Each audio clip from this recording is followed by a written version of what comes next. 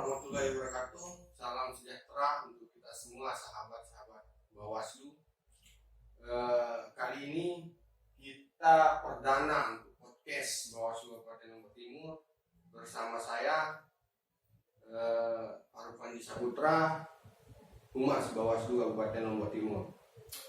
Di perdana kali ini kita akan ngotok-ngotok pemilu bersama bintang tamu kita yang sudah hadir, Pak Retno Sirnopati, sekaligus Ketua Bawaslu Kabupaten Lombok Timur. Bagaimana kabar, Pak Retno? Alhamdulillah, sehat-sehat.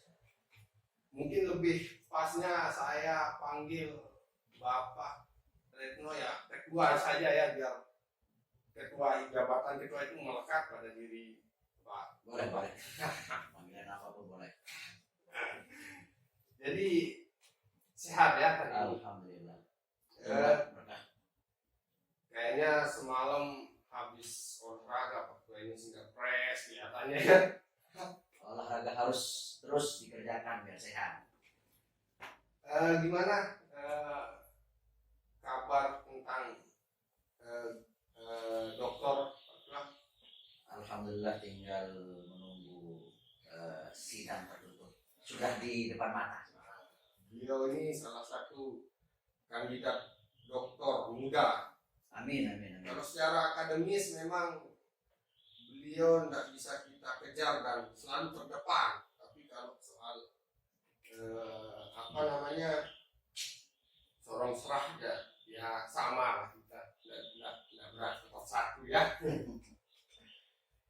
Jadi begini Pak Ketua, sesuai tema kali ini bahwa menakar eksistensi Bawaslu di mata publik. Jadi ada beberapa hal yang pernah saya lakukan, terutama mentestimoni pemilih-pemilih atau masyarakat bahwa banyak sekali yang memang belum tahu keberadaan Bawaslu itu sendiri. Nah, jadi mungkin melalui podcast ini Pak Ketua bisa jelaskan apa itu Bawaslu, tugas fungsi Bawaslu, dan keberadaan Bawaslu di saat perhelatan demokrasi. Mungkin Pak Ketua. Baik. Saya sapa sahabat Bawaslu yang berada di luar. Assalamualaikum warahmatullahi wabarakatuh. Waalaikumsalam. Terima kasih Mas Panji. Saya kira diskusi pagi ini sangat menarik ketika publik misalnya mempersoalkan terkait dengan eksistensi Bawaslu khususnya di kabupaten. Memang menurut saya pribadi ini sangat problematis, mengingat keberadaan Bawaslu menjadi lembaga permanen ini kalau di tingkat kabupaten itu kan baru berumur 3 tahun berjalan. Berdasarkan Undang-Undang 7 ya. Berdasarkan Undang-Undang 7 2017, artinya kita bisa hitung 18, 19, 20. Artinya baru berjalan 3 tahun. Tentu membutuhkan sosialisasi, publikasi dan lain-lain sebagainya. Yang pertama, misalnya saja gitu. Betul apa yang disampaikan tadi, mungkin pernah mencari testimoni dari publik, dari pertemuan resmi saja dengan stakeholder. Terkadang banyak istilah-istilah yang sesungguhnya membumi di telinga penyelenggara, ternyata tidak juga sampai kepada yang lain. Misalnya itu sekelas stakeholder gitu. Itu sekelas stakeholder yang memiliki pengetahuan pendidikan, apalagi hampir dalam setiap bulan kalau dalam tahapan itu kita bertemu. Misalnya menyebut dengan Panwaslu, kemudian menyebut Banwaslu dan lain sebagainya. Ini saja sudah menjadi problem bagi saya gitu, mengganggu telinga sebagai orang yang di internal, sebagai penyelenggara di internal Bawaslu itu sendiri. Artinya bahwa begini, kita melihat eksistensi Bawaslu pertama di tingkat kabupaten, kemudian nanti kita bisa melihat di tingkat provinsi dan di tingkat RI misalnya. RI saja baru memasuki umur 13 tahun. Kemudian di tingkat provinsi ini sudah masuk periode kedua, artinya 8 atau 9 tahun berjalan. Belum lagi misalnya kalau di tingkat kabupaten seperti yang disampaikan tadi baru 3 tahun. 3 tahun. Arti bahwa memang membumikan Bawaslu di tengah-tengah grassroots masyarakat, entah itu dengan sosialisasi, terutama saat ini sangat penting karena hampir semua sekolah, pemilih pemula dan lain sebagainya sekarang ini kan semua tangannya ada di HP. Jadi kesempatan juga salah satu segmen dari banyak segmen Bawaslu bisa mensosialisasikan dirinya untuk kembali ke membumikan, baru istilah saja, belum kepada tugas fungsi wewenang yang dimiliki. Nah, itu yang ada di lapangan justru betul apa yang kita hadapi bersama bahwa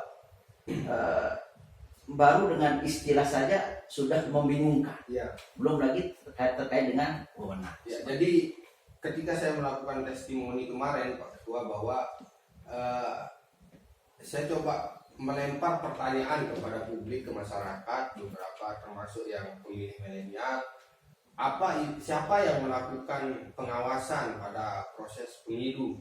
Jadi mereka hanya tahunya KPU begitu. Dan memang mungkin kita karena sesuai apa yang dikatakan Pak Ketua tadi bahwa Bawaslu terutama di tingkat kabupaten kota itu kan baru belum 1 periode lah. Betul. Ya. Jadi mungkin perlu Pak Ketua sampaikan bahwa wewenang Bawaslu ini seperti apa pada perhelatan demokrasi. Baik, kita berbicara historis dulu ya, bahwa dulu kenapa misalnya publik itu lebih melihat satu penyelenggara saja, yaitu KPU. Padahal dalam Undang-Undang 7 itu ada 3 penyelenggara sesungguhnya, yaitu KPU sebagai penyelenggara teknis dan Bawaslu. Bawaslu ini justru memiliki kewenangan tugas yang sangat berat. Pertama misalnya mengawasi setiap proses tahapan bahkan non tahapan. Itu yang pertama. Kemudian kedua penanganan pelanggaran.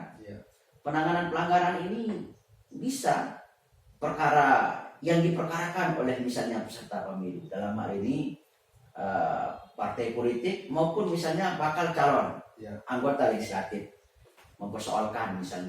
mempersoalkan ke KPU dalam hal ini sebagai penyelenggara teknis.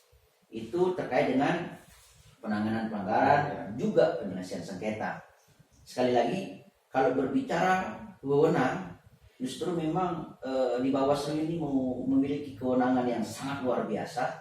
Kemudian nanti di dalamnya ada Gakumdu, sentra penegakan hukum terpadu, ada kepolisian, kejaksaan sebagai mitra kerja dalam hal penanganan pidana pemilu.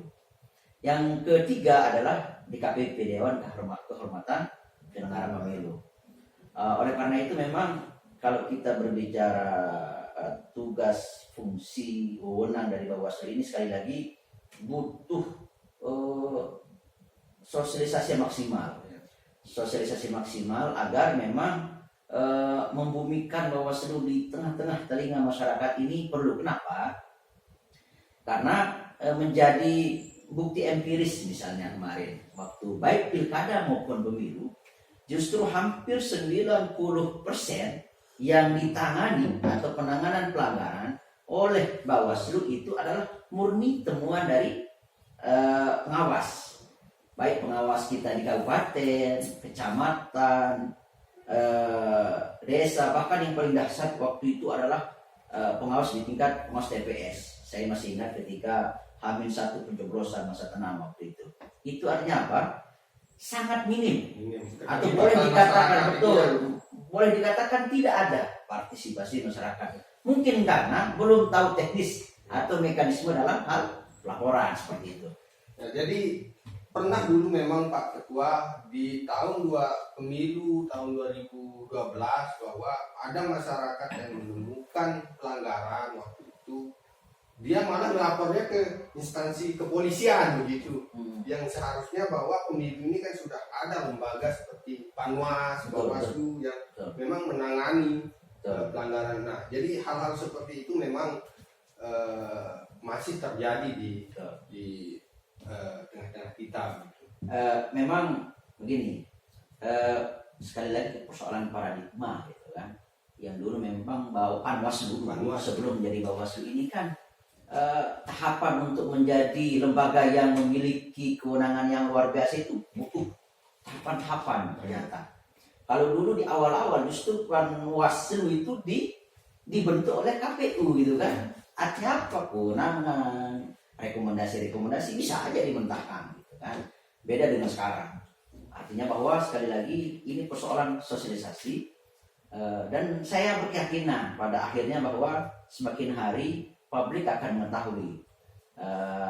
Tentu sekali lagi ini berkat harus kerjasama semua stakeholder, partai politik dan sebagainya untuk mengetahui Bawaslu ini, mengetahui keberadaan Bawaslu yang memiliki kewenangan yang luar biasa dalam hal penanganan pelanggaran, tindak pidana pemilu, penyelesaian sengketa dan lain sebagainya.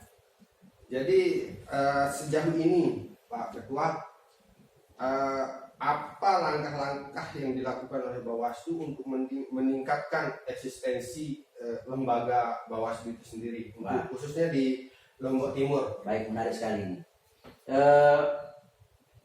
Ada beberapa program kerja sesungguhnya.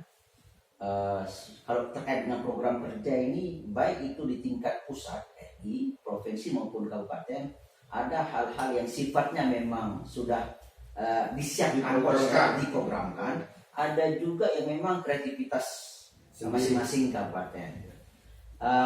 Misalnya yang pernah dilakukan oleh kita di sini di Bawaslu Kabupaten Lombok Timur untuk membumikan pengawasan di tengah-tengah masyarakat itu adalah yang pertama pembentukan desa pengawasan. Oh, berarti ada desa pengawasan di Lombok Timur? Ya, jadi ada desa pengawasan yang nanti diharapkan juga benar-benar berpartisipasi aktif, dan memang ternyata terbukti itu. Ya. Itu terbukti ketika penanganan pelanggaran pidana pemilu waktu itu, untuk caleg oknum waktu itu justru muncul dari desa binaan kita.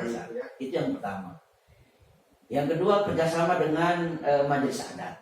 Majelis adat. Karena memang segmen-segmen stakeholder ini kan macam-macam, sehingga semua elemen ini harus bisa tersentuh. Belum lagi segmen pemilih pemula yang saya berkeyakinan bahwa memang di tangan mereka lah masa depan demokrasi yang lebih baik. Oleh karena itu mereka pemilih pemuda yang misalnya saat ini kelas 3 SMA atau aliyah, bisa dipastikan 2024 mereka lah aktornya, aktor aktifnya. Berarti ya proses pemilu kita ini tinggal berapa tahun ini Pak? 2024 kan? Iya, 2024. Masih ada waktu untuk kita bersama-sama bergerak melakukan sosialisasi terkait dengan Bawaslu ini. Apalagi bisa jadi tahun depan 2022 ini sudah mulai tahapan. Misalnya karena terkait dengan irisan yang sangat banyak, persoalannya kompleks untuk pemilu 2024 karena ada pemilihan presiden, pemilihan presiden, kemudian DPD, DPR RI, kemudian DPRD provinsi dan DPRD kabupaten. Selanjutnya di tahun yang sama walaupun berbeda bulan itu pilkada. Artinya apa? Banyak tahapan-tahapan yang harus diatensi karena beririsan. Oleh karena itu kompleksitas persoalan pengawas, kemudian tahapan ini kan perlu persiapan yang matang gitu, sehingga meringankan. Berarti pilkada dengan pemilu itu bersamaan ya tahapannya ya? Iya, bersamaan. Tahapannya hampir sama. Oleh karena itu KPU saya melihat saat ini sudah menyiapkan konsep agar antara dua tahapan ini walaupun beririsan tapi tidak tabrakan. Karena ini sangat-sangat riskan. Karena yang kemarin saja sebagai contoh, pemilu serentak yang kemarin membutuhkan energi yang sangat luar biasa pada tahun 2019, apalagi besok tidak main-main. Nah, seperti itu. Nah, jadi sesuai pengalaman Pak Ketua nih di waktu pemilu 2019 kemarin, ada tidak yang berkesan tentang lembaga Bawaslu? Mungkin kalau kita ke sana nanti, wah ada Bawaslu nih, ya, begitu kan? Selama di pengalaman Pak Ketua. Ya, memang sangat menarik. Sebagian, sekali lagi kita mengatakan sebagian ya. Sebagian ada yang paham, ada yang tidak paham. Ini persoalan kewenangan Bawaslu. Bagi orang yang memahami kewenangan dari Bawaslu itu sendiri akan tercerahkan.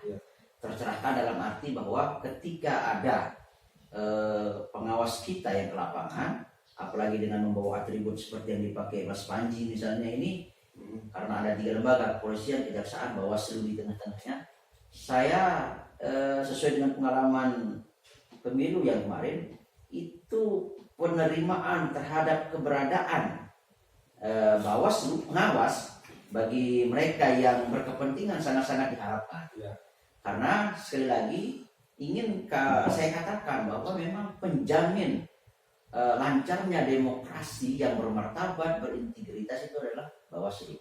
Bisa dibayangkan, Mas Panji, kalau misalnya pengawas itu tidak ada, artinya segala sesuatu bisa terjadi. Saya katakan segala sesuatu bisa saja terjadi. Oleh karena itu tentu keberadaan pengawas ini wajib hukumnya, penting ada di setiap tahap. Jadi mungkin itu yang perlu disampaikan Pak Ketua, bahwa Bawaslu ini hadir untuk mengawal proses demokrasi agar demokrasi ini berintegritas, gitu kan? Betul. Artinya bahwa sekali lagi apalah Bawaslu kalau tidak ada partisipasi rakyat, masyarakat. Sehingga memang tepat tagline dari Bawaslu itu, bahwa bersama rakyat awasi pemilu. Karena memang SDM yang kita miliki sangat-sangat terbatas dibandingkan segala proses tahapan yang ada dalam proses persiapan penyelenggaraan 2024 misalnya. Oleh karena itu memang harus bersama rakyat, tetapi sekali lagi kembali ke persoalan eksistensi dari masyarakat. Bagaimana mengajak masyarakat kalau Bawaslu sendiri? Nah, betul sekali. Bagaimana ingin mengajak masyarakat sedangkan Bawaslu itu sendiri belum didengar gitu. Atau pernah didengar tapi tidak memiliki kewajiban, tidak mengetahui kewenangannya, atau mengetahui kewenangannya tetapi tidak tahu prosesnya. Kayak tadi apa yang disampaikan, penanganan pelanggaran tahu mereka di Bawaslu tetapi pasif. Karena memang ya namanya di tengah-tengah publik ini sangat-sangat beragam corak pikir kita. Misalnya ketika ada yang mengatakan terkait dengan money politik ini, ambil uangnya, jangan coblos orangnya. Jadi narasi-narasi seperti ini saya berkeyakinan justru membuka peluang untuk bermoney politik ria gitu. Inilah disebut dengan kuasa uang. Oleh karena itu sebenarnya bagi masyarakat silahkan, kalau memang ada praktek-praktek money politik, kemudian dikuatkan dengan ada saksi, ada bukti, laporkan saja ke Bawaslu. Artinya tidak hanya ke kabupaten, apalagi di provinsi jauh di Mataram, silahkan. Ada di tingkat kecamatan ada, di tingkat desa ada, apalagi H-1, 2, 3 menjelang ada pengawas di masing-masing TPS. Oh, berarti sampai tingkat TPS itu ada ya? Sampai tingkat TPS itu ada, sehingga saya berdasarkan pengalaman kemarin sangat optimis dan sangat senang bahwa memang pengawas TPS kita itu sangat aktif, bahkan seperti yang disampaikan tadi, masyarakat yang kita sudah sosialisasi tadi itu juga aktif melaporkan, sehingga praktek-praktek itu dijamin akan bisa terlaksana dengan baik lah sistem demokrasi, sistem proses pengawasan yang ada di Kabupaten Lombok Timur yang memiliki wilayah yang sangat luas, 21 kecamatan. Oh iya. Berarti di NTB ini Lombok Timur mungkin yang terluas ya? Kalau secara apa istilahnya secara Geografis. geografis boleh dikatakan demikian. Kalau jumlah kecamatan masih ada kabupaten yang lebih luas, tapi secara geografis dan juga termasuk penyumbang suara penduduk, dalam hal ini DPT, saya mengatakan DPT yang hampir 1 jutaan. Kenapa hampir 1 jutaan? DPT yang terakhir kemarin aja 923.000 gitu kan, apalagi menjelang ke depan Allah alam, walaupun nanti tetap dalam proses ini. Artinya hampir 1 juta Ya, gitu kan, berarti penyumbang yang sangat besar, jumlah DPT di Lombok Timur ini yang terbesar. besar ya. Jadi mungkin itu yang terima kasih atas apa yang dipaparkan oleh Pak Ketua. Harapan kita bahwa publik ini ya sesuai tagline Bawaslu, bersama rakyat awasi pemilu, bersama Bawaslu tegakkan keadilan pemilu. Betul. Jadi mungkin itu saja yang kita ngotok-ngotok pemilu hari ini. Saya Faruk Panji Saputra undur diri. Salam Bawaslu, bersama rakyat awasi pemilu, bersama Bawaslu tegakkan keadilan pemilu.